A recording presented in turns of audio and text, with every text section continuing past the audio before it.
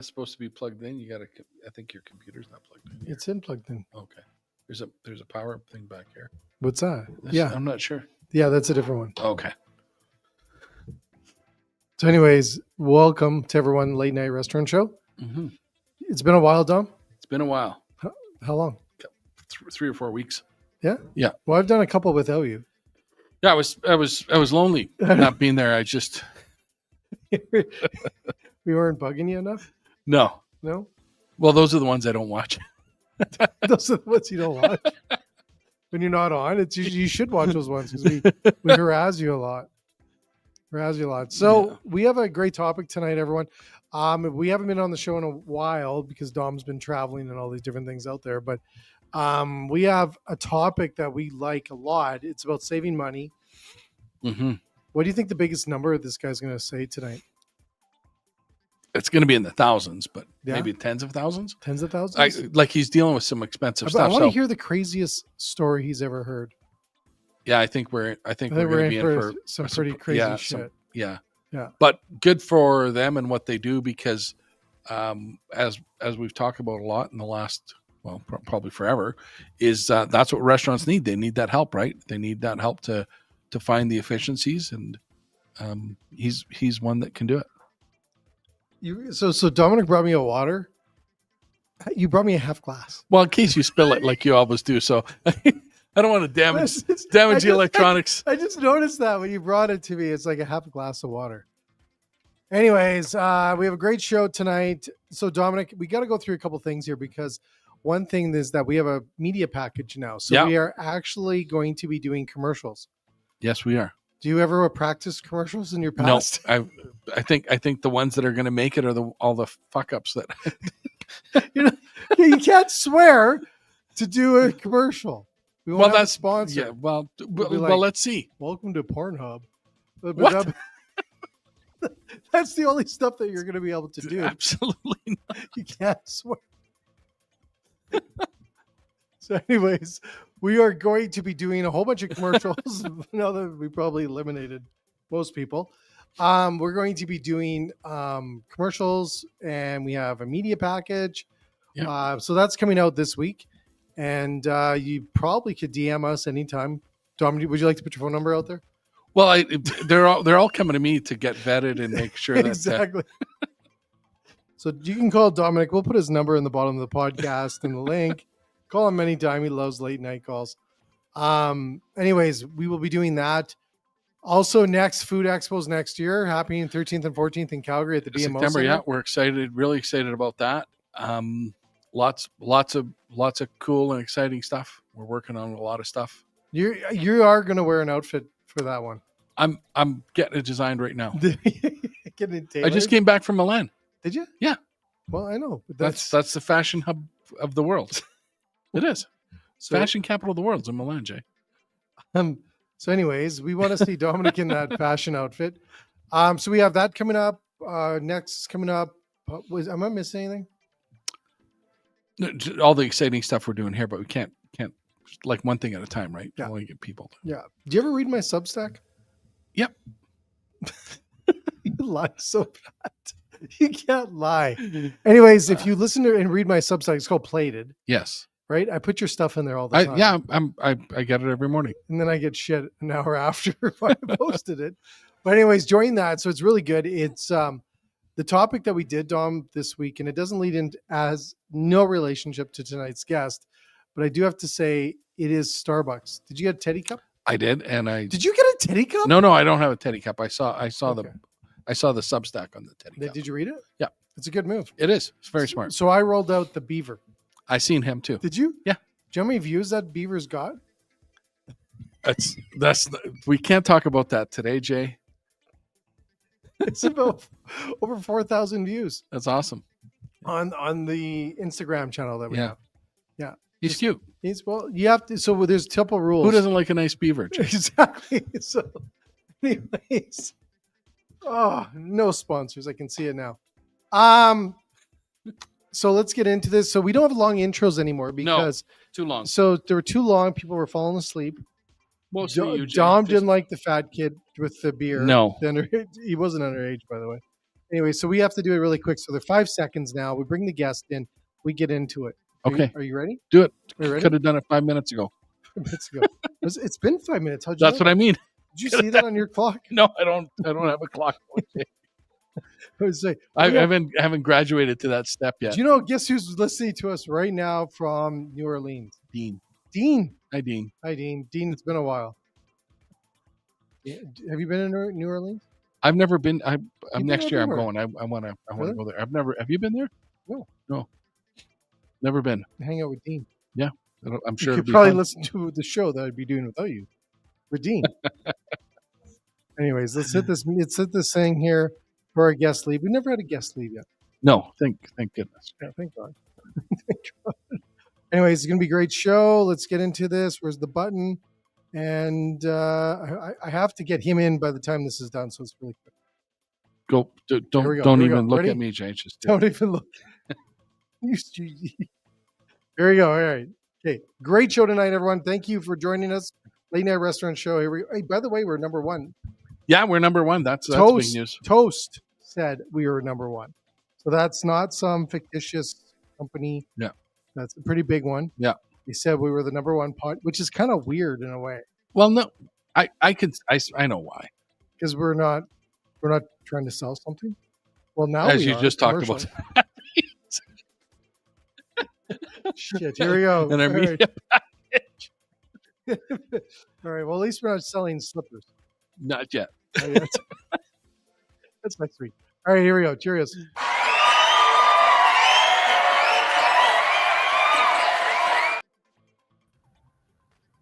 Gentlemen, that was the wrong button, by the way. Okay, that's a shitty intro. but I'm here now, so you get me. Robin, it's all good. Don't please forgive Jay. Yeah, sorry about that, Robin. That was the wrong button, but we'll live with it. Anyways, Robin, welcome to Late Night Restaurant Show. Thank you. Welcome. Yeah, we got to talk booze and measuring and inventory. Saving customers money. Did you ever do that? Inventory? Yeah. Not for booze. I've done inventory, but not for booze. You do for food. You do kitchens. Well, I was baking. Bakery. So we got to the cool thing about baking is like everything is just big, right? Bags of flour. It's nothing little, nothing like no beef, no little steaks or hamburgers or stuff like that to count. So the counting was where I worked was easy. So Robin counts liquor, so it's probably a little bit more valuable. Yeah. Well, flour. Well, no, nowhere close to. No, well, I was just thinking about nowadays. It's pretty crazy. But still, like it's relative to the price of booze. So yeah. Booze has gone up quite a bit from when I counted it. Yeah. The flour when I used to count it was in like a burlap bag too. So. You're old. Well, and how many kinds of flour did you have to carry, Don? 3. 3. Okay, so but like let's take that to vodka. When I learned a 10 bar, which was some years ago, 30 years ago, we only had 3 vodkas. You had one in the well, and then maybe you had Absolute and something else behind you on the back bar. Now, how many people think down of you if you don't have 3 kinds of grapefruit vodka, people don't know what's going on. You know what I mean? Like really, you're expected to have your Well brand and Absolute. You got to have Belvedere. You better have Grey Goose. Well, why don't you carry all the Ciroc flavors? So not only is the booze more expensive, but the amount of SKUs you are being asked to carry is more than ever. And that's not even like it used to be like Scotch. Scotch, you had one blended Scotch in the well, and you maybe had. You had Johnny Walker and Glenfiddich and Glenlivet and maybe a single malt. Now, how many single malts are you expected to carry? Plenty. Look at tequila. We used to have Sosa in the well and Jose Cuervo at the back. Now people are upset with you. Says I only see 7 Anejos. Is there more? Where's the rest of? And that's what people are expecting now. So it's not only the cost of the bottle, but the fact that you have to carry so many more and then manage that, right? And I think when we're talking to restaurants, we would tell them on our show. We've had many a guest that says to take care of the customer in that way as well, right? To make Yeah. sure that No, you no. have that selection, because when they come, you want them to be able to order the stuff they want. So that's right. Or it- have, I mean, they in have to wine have lists, wine lists is the same way, but now the back bar is more important than ever. And if you don't have the Casamigos and Nejo, then or the Mezcal Joven that they want, then you need to have you need to have a substitute. But the staff have to understand what it is and why they're carrying it. And how's a Mezcal different than a tequila? Okay, well, do they know? Like this is well, this is it. I've lined up a guest to do that part of it as well.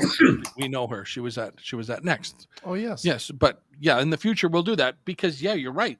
And to I guess to our point all the time is the guest is not only looking for that experience, they're also looking for that knowledge. So now it's more incumbent on the owner, obviously, to not only have the selection, but what you help with is help them make money at it.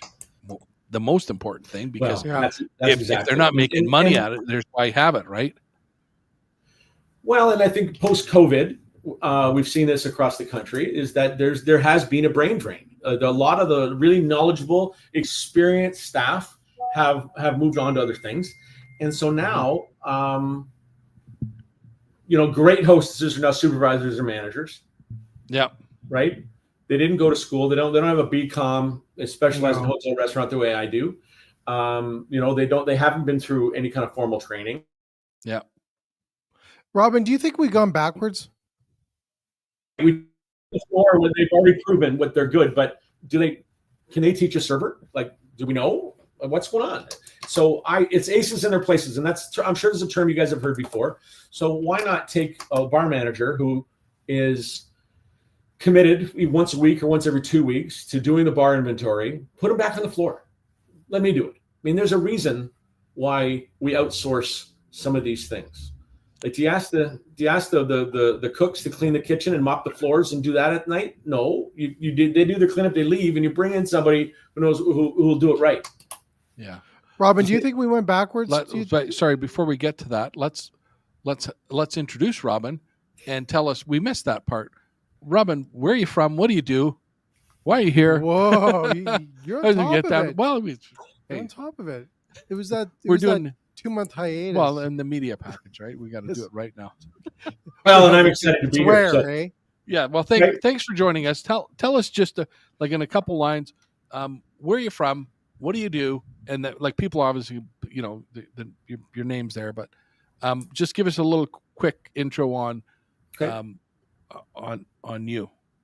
All right. My name is Robin Appel. I own Barmetrix Vancouver. I've been servicing the Vancouver area for 13 years as Barmetrix, and I've been running restaurants and bars for 30 years.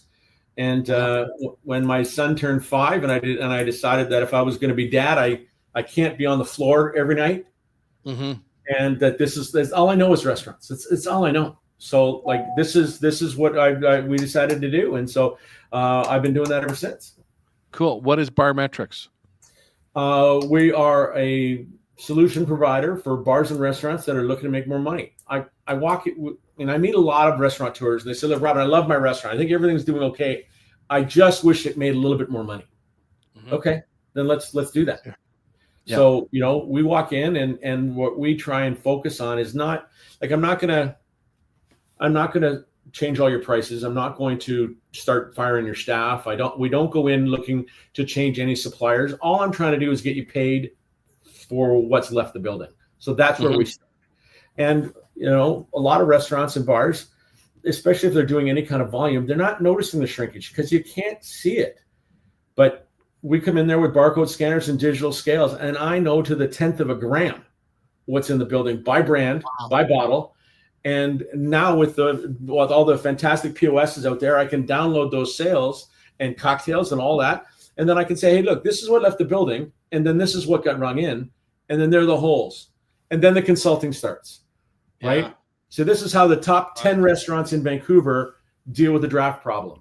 This is how the best restaurants across Canada deal with wines by the glass. And then we can start getting into it. But at least now we're working with your numbers not just industry average, right? Because you've let me come in, you've let me poke around and do my thing, and now we're working on your business with your numbers and your staff. But I had a fantastic conversation with a young bar manager today. Great girl, really bright. But I showed her that the bartenders are long pouring the Kahlua in her espresso martini. And she says, well, how do you know? So, well, because I know that we're missing almost 20 ounces of Kahlua. We're missing it every week. And then when I look at your sales, I said, yeah, you sold a couple of pick-me-ups and you sold a Kahlua coffee, but you sold 122 espresso martinis. And so if I long pour that even by a quarter of an ounce, what do we got? 20 ounces. So there's the math. So you're not gonna pick up on that unless you're doing the math the way I'm doing it. But now she can go to her bartenders and really work on that one drink. How much money is that? About $600 a week. Shit. On the one item. Yeah, on one brand. Yeah, we can do that. Yeah, that's it's wild, right? I think, Jay, for me, this is like a common theme. People don't know what they don't know. They have no clue. No, they don't. They think, well, this is the way it is. They'd be like me. I blame it on government or taxes or something else. But there's always multiple things happening, right? It's never one thing. I think the errors in restaurants, this is what I was asking Robin earlier, is do we go backwards within where we are in the past, like learning these systems and getting things under control? I would say how many people know about Barmetrix? Right.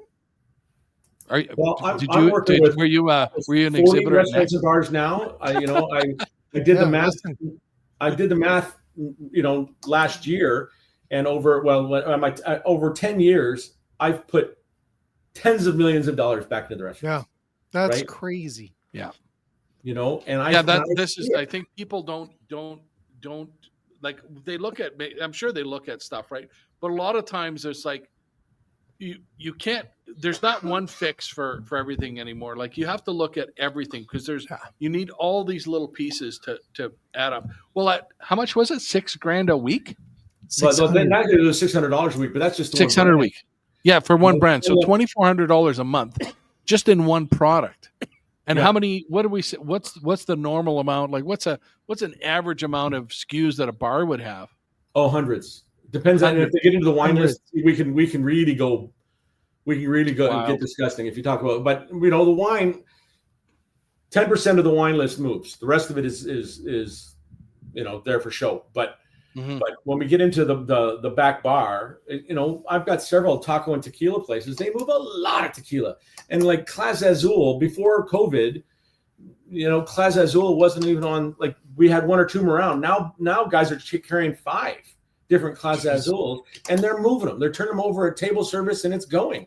So, to Jay's question, are we going backwards? Well, we're two things. With the brain drain, I think that numbers haven't been as reliable, and with accountants, they're not getting the invoices right away. They're not all this stuff that gets manhandled goes to the accountant. And then maybe 2 weeks after the end of the month, you get a number. And by then it's too late. It's too late, or I don't trust it. And so you stop looking at the numbers because you know what? They're not getting any better. And there's money in the bank, so we must be doing okay. But in the end, you had Joyce Tatucci on a couple of months ago. And, she was singing my song when she was going on about how the restaurant folks often, she finds, don't know their numbers. And she talked a lot about labor. She talked about food. But, man, like, when I sit down and across from somebody, and I have to be careful because I don't want to make somebody feel bad because they don't know what they should know. Yeah. But when I sit with them and I say, I see you're carrying the we'll use the Big Rock keg of beer. Based on your size, how many glasses do you think you get out of that? And how many versus how many are you supposed to get? Right? Because based on your pouring size, you should get 144. But how many are you really getting? Because I bet you 110. Jeez. When I start a restaurant or bar, very often 15% of their draft is not accounted for. 15. 15%. So that's 1 in 7 kegs. They just might as well leave it outside and let the people just take it, because not only did you lose the 110 or 150, or heaven forbid you should be importing Deschutes from the States or something like that, where it's $200, $300 a keg, because Guinness is now $300 a keg. Guinness is $300 a keg right now. $300 a keg. You're now looking at industry average $12 pint for a pint of Guinness. Jeez, Tom. Right. And that's why, a lot of folks aren't serving pints anymore. They're serving sleeves. And consumption's down. Can't afford it. Well, it depends on the place, but yeah, I mean, well, I go back to the taxes part of it. That's not our conversation, but the idea that, people don't know. I think we know that in inventory in a lot of places, not just on the alcohol, right? In all inventory, they're not doing it properly. To your point earlier, maybe before we started, there's no time, that people don't want to do it. It's not accurate. Yeah. So it's super important. Does your service pay for itself? I'm assuming just on the Kahlua, it would pay for itself. Yeah, no, 100 times over. Like when I do the ROI, because I'll go for a month and I'll show them the gap and I'll show them what I charge, and they just go, well, look, like I said, I don't have contracts with anybody. I've got some places I've been in every week for 13 years. If wow, we weren't, good for you. If I couldn't, that's awesome. To people that the folks that are using me are making more money with me than they were without me, I wouldn't be working. Robin, do people ask you to do their food?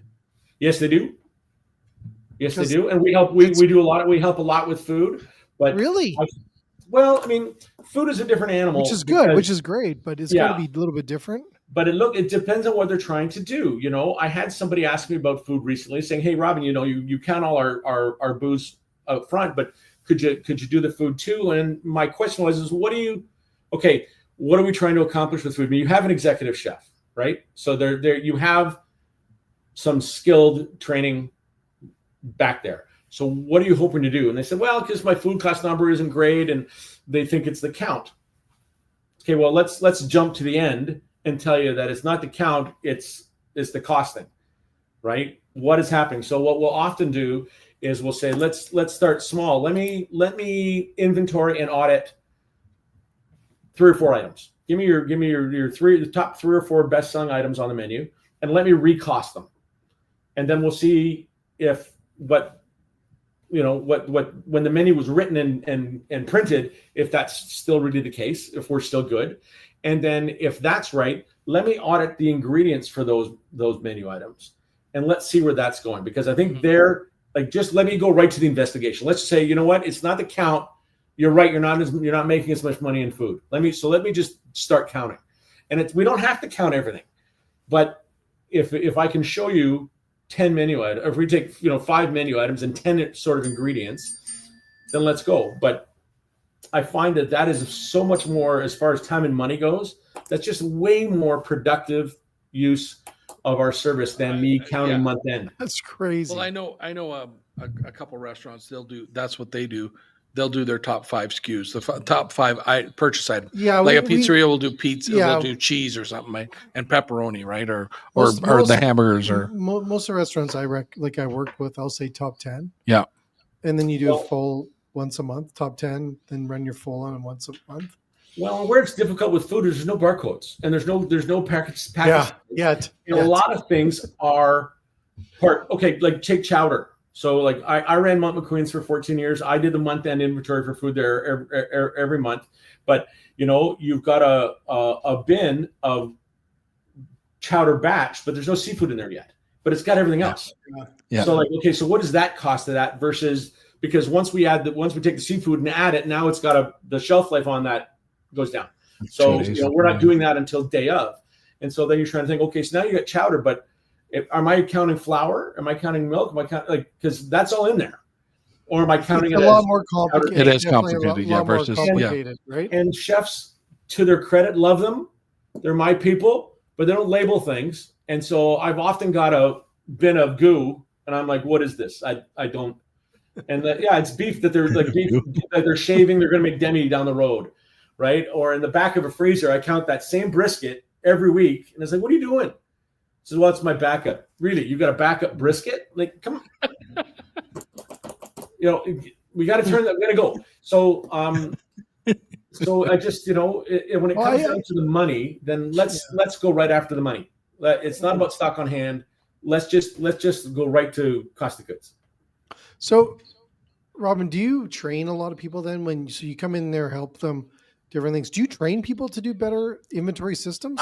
I would say I train in a couple of different ways. I'm happy to have a staff meeting and go through and talk to people. Cool. I'm happy to do touch point service. I'm happy to go through and train in meeting. But I find that 90% of my training is when I've done the audit and I'm sitting with the bar manager afterwards saying, hey, look, this is what I'm seeing. Where is the vermouth going? Like nobody's stealing Martini Bianco. Like that's not happening. So where is it going? Right. So let's have a look at what you're selling and let's prep you with some questions to ask, because like, it's like peach schnapps. Nobody's stealing peach schnapps. It's getting used in something. What is it? And have you changed the recipe? Have you got a bartender that's over pouring, because when it comes to Bianco, like we didn't all of a sudden have a trend where everybody's drinking wet martinis. Like that didn't change. So like, where did the Bianco go? Right. So, but if you train them to say, hey, you know what, I get it. Okay, you know what? Yeah. And this is what I want to tell your bartenders. You got to push them. Draft is really good because there's a lot of visual cues to somebody pouring draft wrong. If they're pouring a draft and you see somebody knocking the glass, Oh, it just froze there. Draft can be poured without having to do that. So when you see somebody doing that, that's indicative of a training issue. So I'll teach the bar managers to what to look for, and then ideally I'm going to give them the gumption they need to step in and say, whoa, what's going on with that? Why? I think the power of having a third party information that's unbiased is powerful too.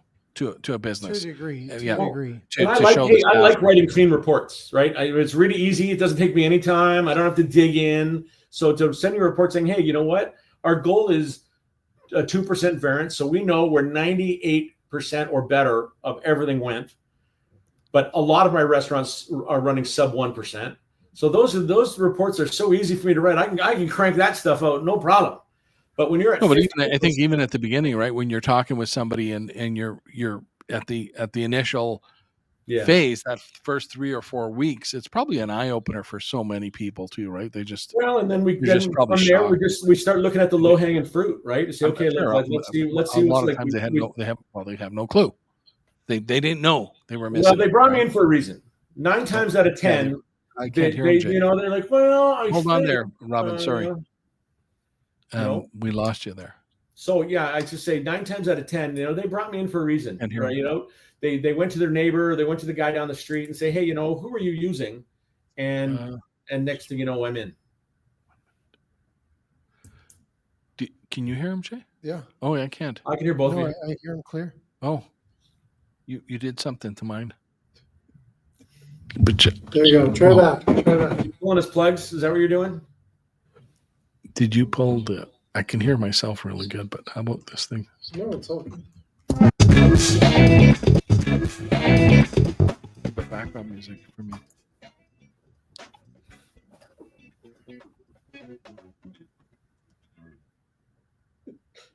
Is that better?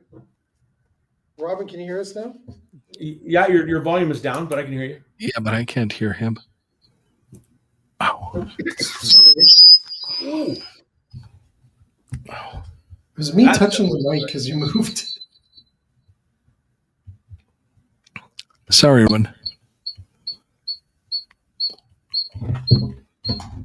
Okay, let's try that.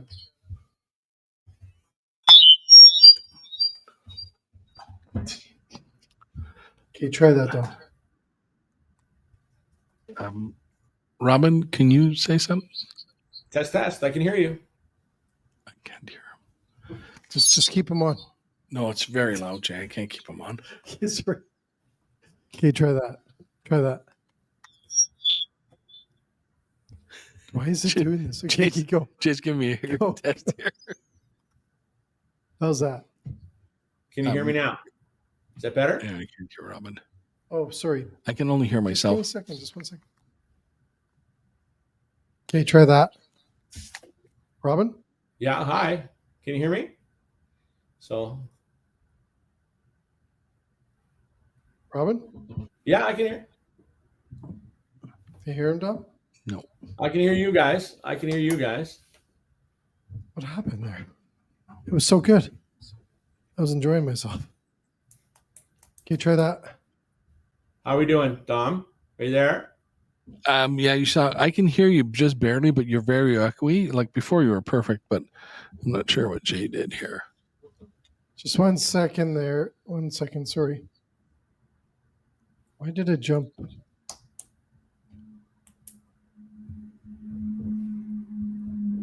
It should be all working good.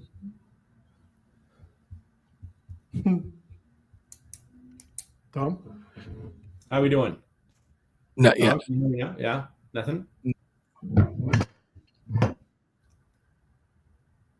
Wow. Can you try that? Hello, hello, Mr. Dom. I don't get it. You're like super loud. You're so loud. It's Is that better? it's better for you, but I still can't. Robin, can you give me a test? Yeah, how are you? Yeah. Did to Okay, him. try that. Robin? Yeah. Hello, It's a hello. little- Hear through here. You can hear him through here. Sorry about that, You can hear Robin. the speaker? Yeah, we'll just do this. Sorry about that. Yeah, it's okay. We'll clean it up in post. We'll Yeah. clean it up in post. And to everyone watching us, sorry, Dean. That's how you get to be real. Yeah. You have screw ups. Dean, I was just in New Orleans. I was Nice. there 3 weeks ago. It was outstanding. We were there for our annual Barmetrix conference. We've got a fantastic group of guys down there running the Barmetrix office in New Orleans, and they hosted us, and we had a fabulous time. That's Love really New cool. Orleans. So, Robin, when you okay, I want to get into some of these horror stories because I know you have a few. What is the number one? Okay, give us like give me top three. Tom, top three. Top three. Top Yeah. three. Top three. Top three ways that people have stolen booze. Oh well, we've caught people adding water to the bottles. So we came in and did an inventory, and the place was destroyed. Like, what is going on? Like nobody's cleaned up. Nobody. What happened here last night? And so we were doing the inventory, and then with a couple of bottles, like sourpuss and things like that, like we're weighing them and we're looking at it, going, hold on, that doesn't look right. And so we threw a couple into the freezer because liquor doesn't freeze, but if you mix it with water. So we caught some people that way, and then they went and looked at the video, and yeah, the bartender was off in the corner making out with some girl, and then it was make your own drinks night for everybody else. And then when he knew we were coming, he went through and added water to a bunch of bottles to try and top it back up again, so that way we wouldn't get caught. But that didn't work. So that was probably number one or number three. Number two was another nightclub, and I'd sat with them a number of times, and they had a Jägermeister problem, and he just refused to believe that the numbers were that bad. And then so we encouraged him to put in a nanny cam, like a small cam, in the cooler. And sure enough, they had on video all kinds of the staff going in there, drinking vodka and Jägermeister. And so at their staff party, then they put it on the screen and like fired half the crew. And No. Wow, that's public shaming. Yeah, which I was all for. I thought that was brilliant. But I think the one of the ones that I'm the most proud of was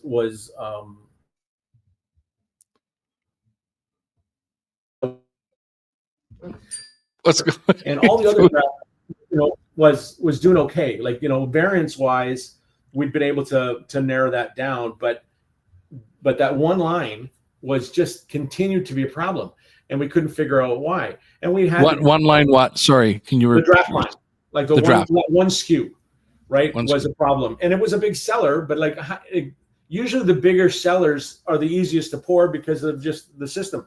And so I had the idea. I said, hey, wait, let's swap it. When the beer guy comes to clean the lines, which he does every couple of weeks, I want you to move Molson Canadian to the end and put the slowest mover onto that line.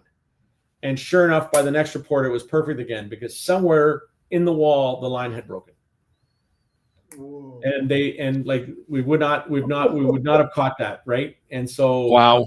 So they were losing, a couple of kegs a month in this leak that we just, and it wasn't the staff. Often the first thing we do is check all the tools. So we'll come in and we'll check the jiggers and we'll do all that. That's and make sure that those are right. Because I don't want to turn around to the staff and say, hey, and I'll train the owners the same way. If the owners are guys that like to take booze home or have a couple of drinks after work, which is, hey, it's their product, do what you want. But then you got to. He froze. You got to record it. When you're the product on, to make sure that we know what we're talking about before we even bring the staff, like before I come to the staff with anybody, because I don't, I'm in the being right business. That's the only reason I'm kept around, because I'm right. So, I'm not going to turn around and say, hey, you know what, your bartenders are stealing from you when, I was in the office under the desk the whole time. Like, that doesn't work. So we have to be diligent. We have to ask questions. We have to follow up. We have to dig. And by the time I come to you and say, hey, look, this is what I'm seeing, that's it, man. So, we're like the alarm company, but for the bar. So, Robin, do you have is AI coming into your space now too? Yeah, more and more now. When we do the reports.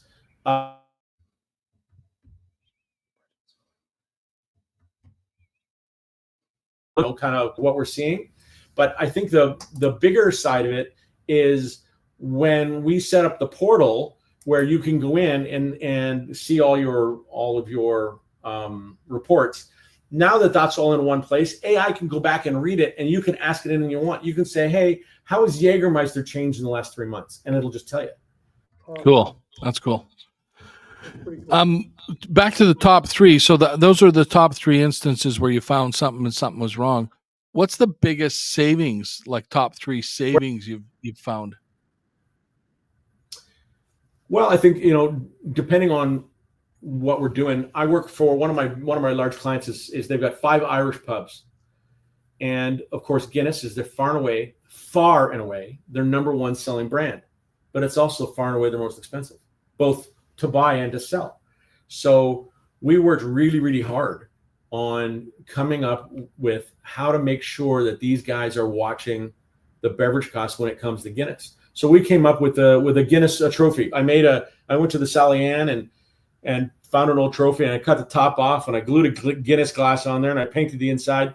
And then we started a competition to say, hey, okay, whoever's got the best Guinness number out of your 5 restaurants gets the award for the month. And then it's up to the other guys to try and steal it from him by beating him the following month. And so create a little competition and get the staff involved. And then I would take it and I'd bring it over and we'd take a picture and they could put it on their Instagram and whatever, and they're having a good time with it.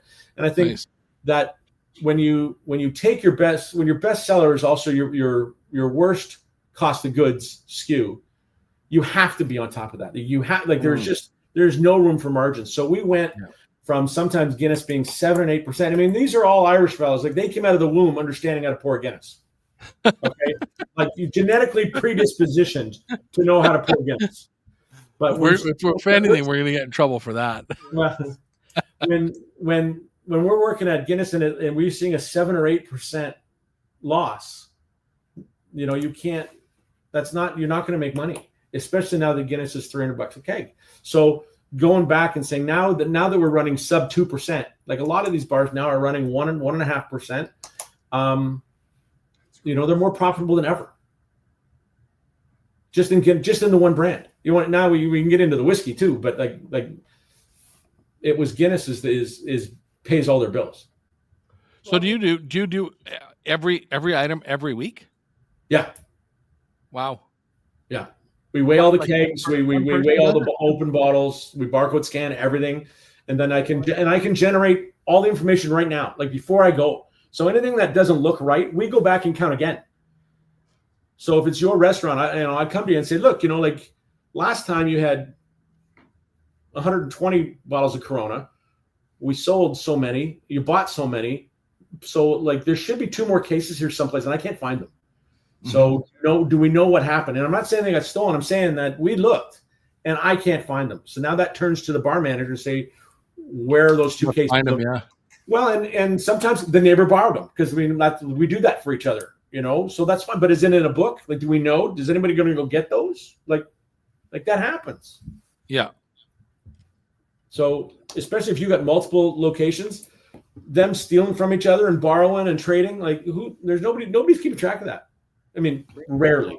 So that's when I come in and I can give a report to the accountant every month about this is the transfers between restaurants. So that way they have it.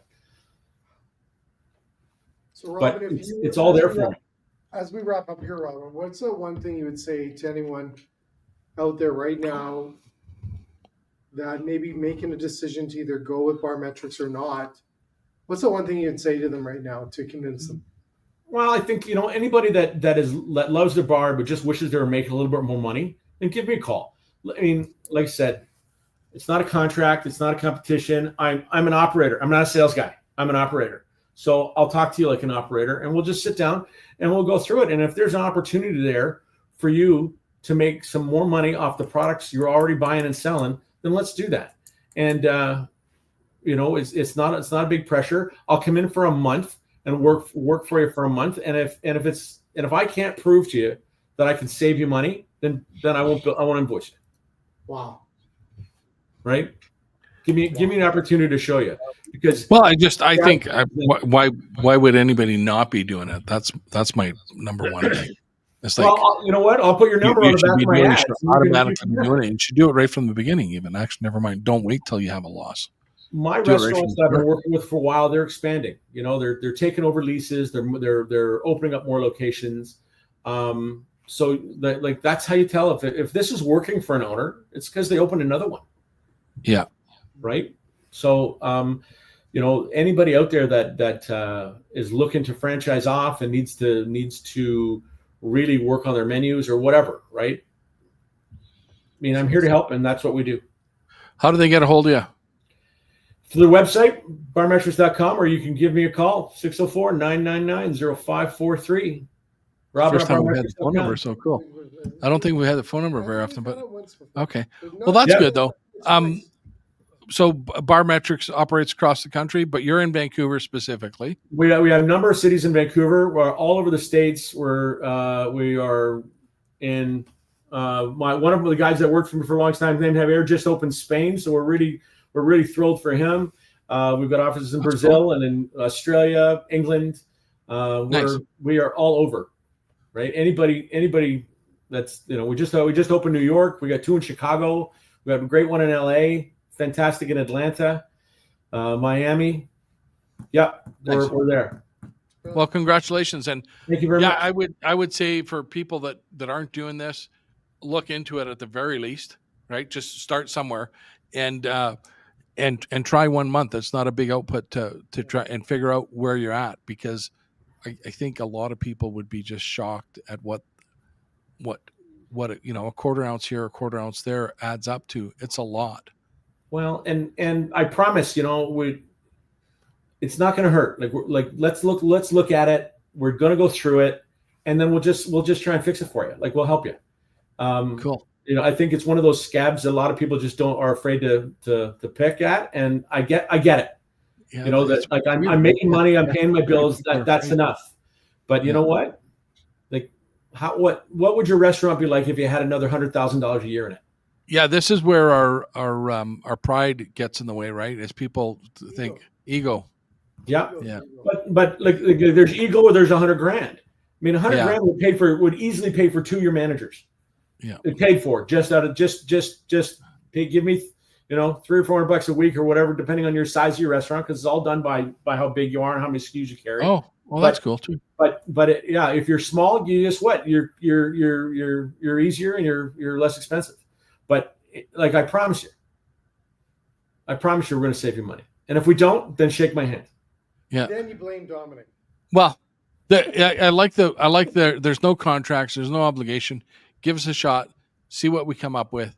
And I think back to what I said, it's very smart. And I think it's smart business because they don't do a good job. They just don't have any more business. So it's cool. Well, and there's education, right? I mean, I'm teaching things that the general managers aren't teaching. And it's not because they don't know, but they're busy and they're like, they should be on the floor with their people. Let me do this. And focus on, and I'll tell you exactly where to look. Bakers bake the bread. Yeah, you build the drinks, we'll find the profit. Well, Robin, thanks again. Thanks so much, Robin. Yes. Thanks, guys. Enjoy the show. Keep up the good work. I appreciate it very much. We try. We Well, it's that or we're going to be baking again.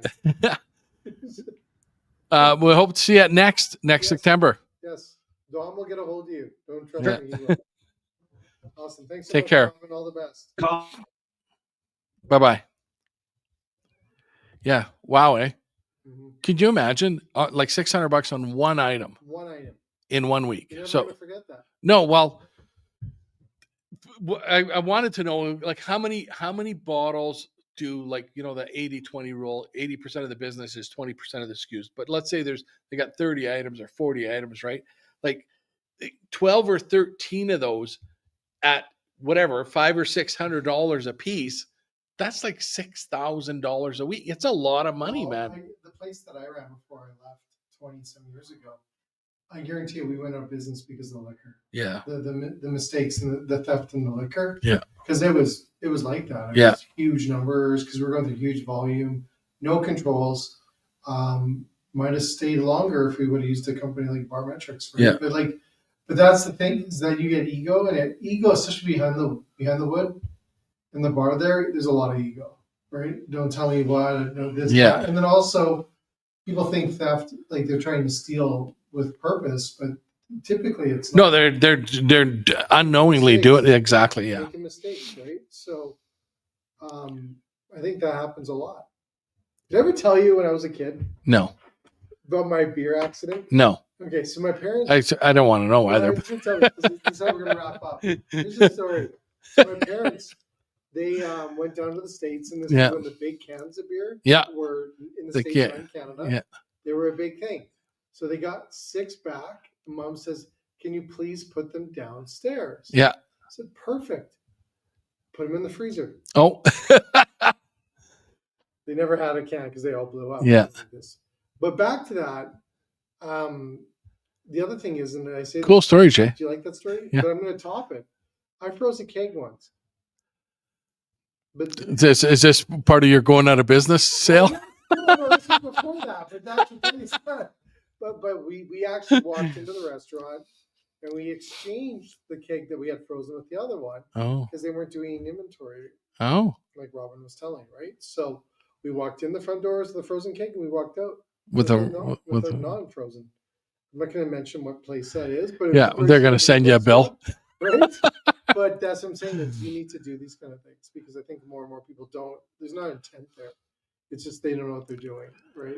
And all those $500 or $600 savings they add up really quick, right? That's the difference between being in business and other on one item. On one item. Imagine the rye. Yeah, it's wild. And the beer, it's huge. So, anyways, I think it's pretty. Yeah, cool. Barmetrix. Yeah, cool. Yeah. So you give a thumbs up? Yeah, for sure. I like, I like all these. I like the businesses that I like the way he does business as well. Hey, there's no obligation, right? There's no contract. If we do good work, you get to keep us. It's smart. I think it's smart business. We always like that, right? We like companies and the value's good, and they're they trust. Yeah, there's an immediate savings to the business. Probably, I don't know. We should ask them how often do they find nothing? I bet you that's not that often. But if it did, then you know he doesn't have a gig, I guess. But still, I bet you that's like 95% of the times it's big. Yeah. So cool. How's your meal? My meal's okay. Thanks. It was good. You're not gassy right now? It's not something I want to talk about. Anyways, thanks again. Thanks everybody. We got another a lot more shows. Yeah, We'll be back. I work on our intro. I think it should be more than like 3 seconds. The wrong one. Right? Okay. So yeah. we won't do it again. Let's let's I play the other one and then YouTube walks around and shuts me down. So yeah. We'll play a different intro. We'll do a countdown outro. Okay. Yeah. Or we can do that. I'm not sure. Any kid you like? Well, I shouldn't say that either. Yeah. Right. Outro it is, Jay.